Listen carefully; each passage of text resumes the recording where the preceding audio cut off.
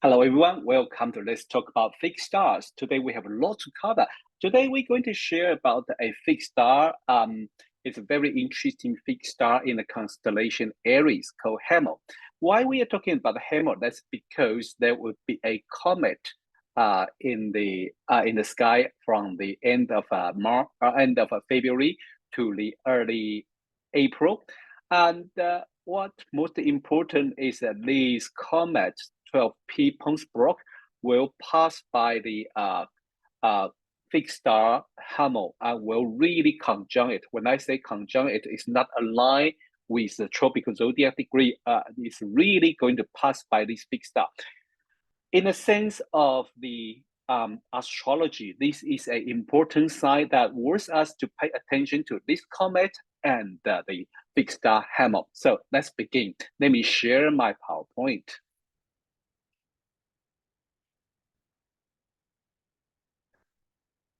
So as the picture you can see is generated with the starry night, and I point out the date. So the this comet 12P Pons Brooks will cross the sky around the around the late February, is around the Pisces constellation, and then it passed to the Aries constellation around the 31st of the March. It will cross the Hamal and Aries, and then it will go to the Taurus, and then it will go to the Eridanus and the Lepus. Well, I'm not going to discuss too much detail about it because I'm going to give a talk to New York Big Apple Astrology on the 2nd of April. So if you are interested, go to visit their website and check out the data and how to enroll. Okay, and I will give more detail about the 12P Pons Brooks impact in astrology meaning. Okay, so this is the chart, same as generated from the stellariums. So you will see this is the red line is the path of a comet, and you will see on the 31st of March, it will pass the fixed star Hamal in the Aries constellation.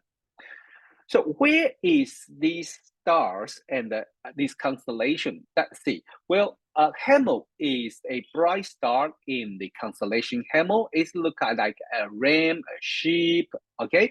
And it's right next to the Pisces and just before the Taurus and the very famous nebula called Pleiades. Okay, a star cluster, I should say, a star cluster. Pleiades. If you want to see Aries, the best time would be around the autumn and the winter. So from September, you are able to see the constellation of Aries in the sky. How to find it? It's very easy. Around that time, around the autumn and the winter, when you going out in the night, you will see a big square, and when you see the big square, that's Pegasus. On the left-hand side and the lower bit, you will see a line, and that's the Andromeda connect with the square. That's the Andromeda. And the lower and the south bit, you will see another thin line, line together, like a two line together. And the lower line, that's the Aries. Next time, say hello to Aries and the fixed star Hamal. So for astrologer, most important is to know its position on the tropical zodiac. Hamal is a not that bright fixed star, so its magnitude is only 2. And it located at 8 degree Taurus this year. And 24 years ago, in year 2000, it's positioned at a 7 degree 39 Taurus, and the 1980s 7 degree 23. And if you're born in 1960, this starts positioned at 7 degree 06 Taurus. Then you have a question. Hey, Rod, what's the problem? Why a fixed stars of Aries appear in the tropical zodiac degree Taurus? I know. Hey, children, well done. This you spot on.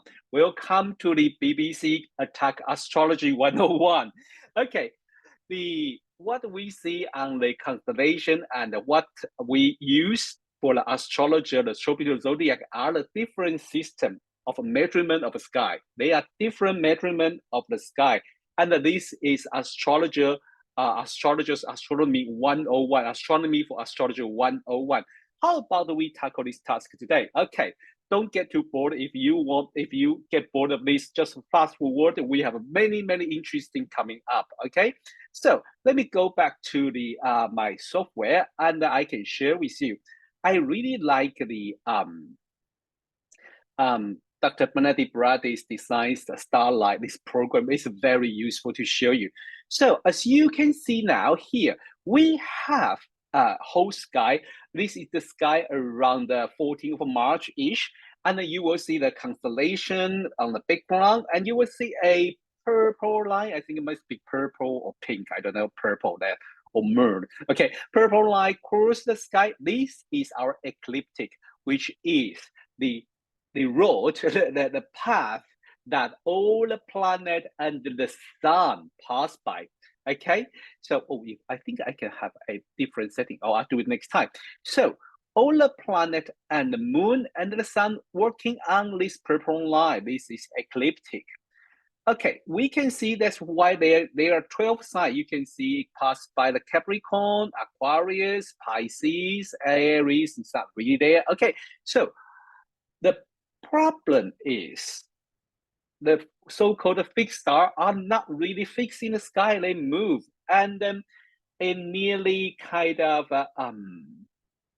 4,000 years ago, the spring equinox point, was kind of in Taurus and then moved to Aries, and then when it in Aries, that was the moment the astrology merged. So the astrologer observed the sky, say in the spring equinox in the north hemisphere, or say March equinox, the sun's position is at Aries. And then it slightly moved in the, I think it's about the time of the 0 year BC or 0 year AD. The equinox point moved between Aries and the Pisces constellation, this area. But now, this equinox point moved backward, now is on the head of a Pisces. How do we define this point? Okay, every March equinox, or for the North Hemisphere, we talk about the spring equinox. The sun will move from south part of a celestial sphere, cross the celestial ecliptic, move into the North Hemisphere or North Celestial Hemisphere. So that's why from the March, the weather getting warmer because the sun moved toward of the Earth use the North Hemisphere face to the sun. So that's how we defined the March equinox, when sun crosses the celestial equator. Okay, and that's the point of Aries point. So around, I think around the early BC or something, astronomer and astrologer Hipparchus discovered the problem of this we call precession, when he realized that the position of the sun in the March equinox no longer in Aries. Then there are few ways to try. They have the discussion and debate how should we do. Well, astrologer decide to continue to use the March equinox position as the starting point of Aries, instead of follow the fixed star and the constellation position of Aries as the, what do we call Aries?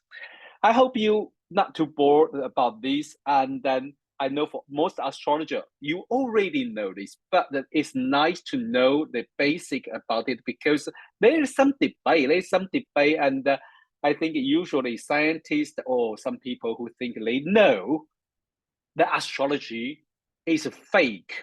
So they use say astrology even don't know what they're talking about because the zodiac they use is wrong. They call it Aries, but the sun is not in Aries anymore. You heard about all this. Okay, now let's explain why. Because we use the position of the sun on the March equinox as as the maker of the 0-degree Aries, and so on from here. 30-degree away is Taurus. Now you can see here, okay? So this is the basic astrology 101 about zodiac, but this is not what we mean. But we talk about Aries, I think we should tackle this a little bit, because another thing,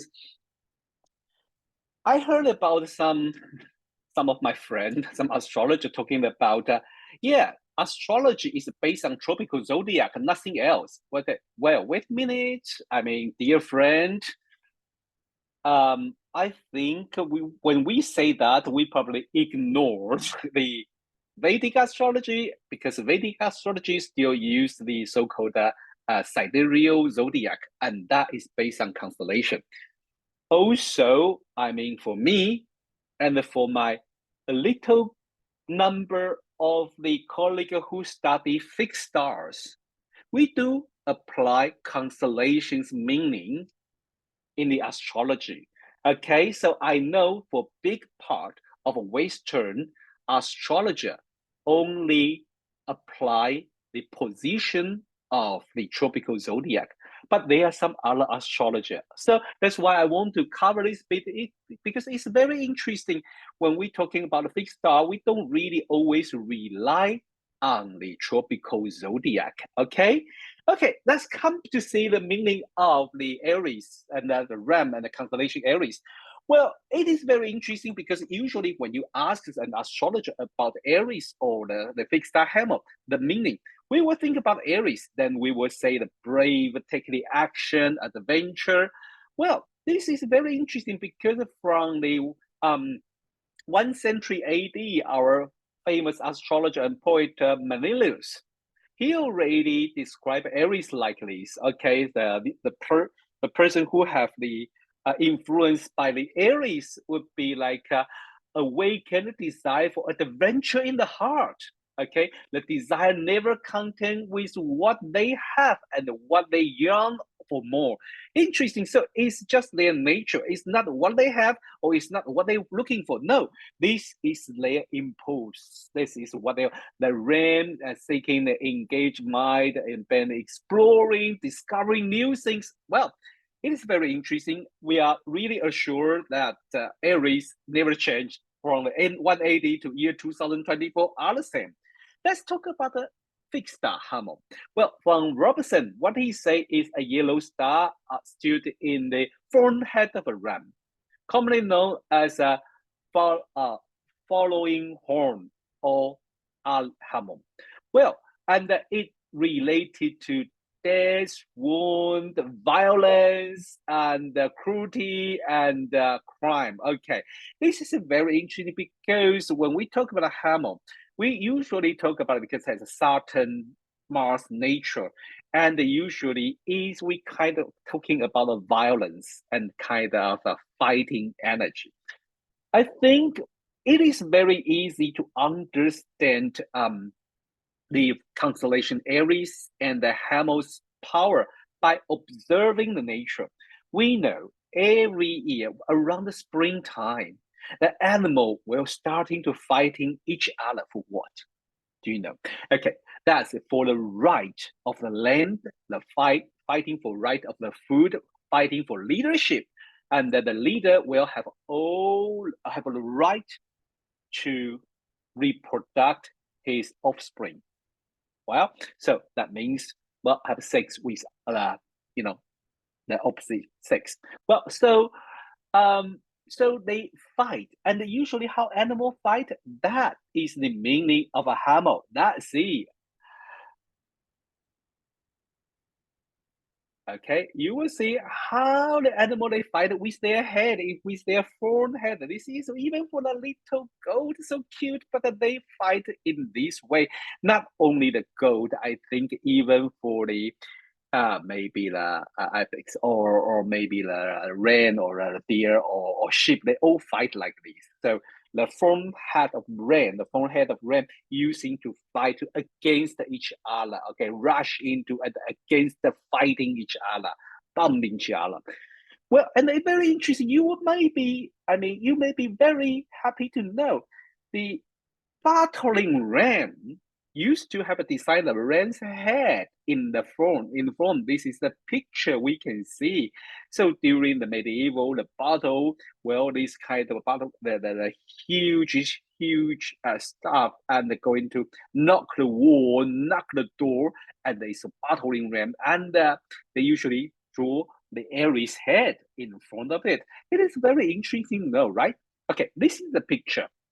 I find it from the internet, from Canva, so the copyright is okay. So this is, we can see the ram's head, and they're using for knock the wall and knock the door out. So interesting to know. I think today I cover something about the first comet is coming through, and in the end of March to April is most easy way to see.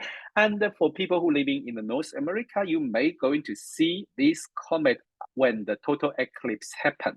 Okay, and also, but when the comet and the eclipse are not really a good sign, so I will explain more in my talk to the Big Apple astrology on the 2nd of April.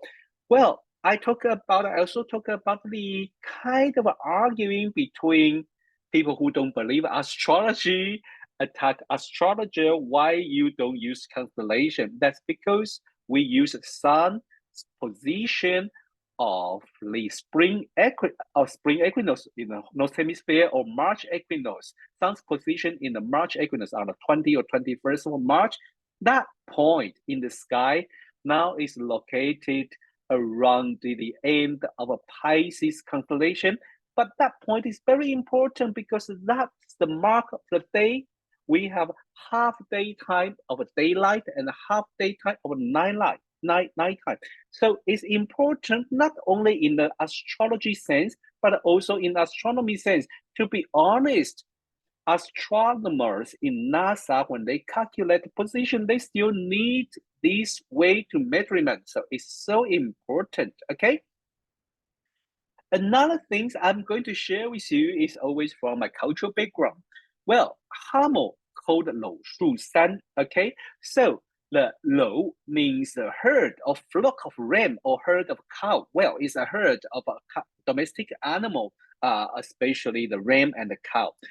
This part of the sky were related to the herd of a sheep and cow and the cattle, and also related to the managing a pasture and performing the cattle and the sheep sacrifice to pray in the springtime. So it is also interesting to notice that part of the sky in the south of the Aries, which is south part of the sky around the Cetus constellation, we usually call it burn. Okay, the where we located the grass, grain, and the farming tool. Okay, the south part of constellation of Aries, usually we call it the burn, and in the south part of the sky. Okay, and but it's very interesting how Chinese people dividing the sky. I already give several different talk, and if you are interested, let me know. I will give you more detail. But let's see. Well, in the ancient Chinese, we see the sky like with four different parts. Then we beginning with the kind of today's Western astrology's constellation would be the constellation Virgo, the end of Virgo, from the spica, like a Vedic astrology. I know that some Vedic astrologer calculating the position according to spica's position. So the beginning of spica to the early part of the Sagittarius are belong to dragon. This is dragon part, or you can say 7 constellation or 7 shoe of dragon in the east. So there is they divide 7 different part. The spica belong to dragon's horn, and then I think the void part between spica and the libra belong to dragon's snake. Then libra is dragon's crop, okay, and Antares is dragon's heart, and then the scorpion's tail is the dragon's tail, and then early part of the Sagittarius, the bow part of the Sagittarius is the basket behind the dragon. Quite interesting. And then followed by the turtle. Turtle are the second part of the sky in the we call the north part of the sky.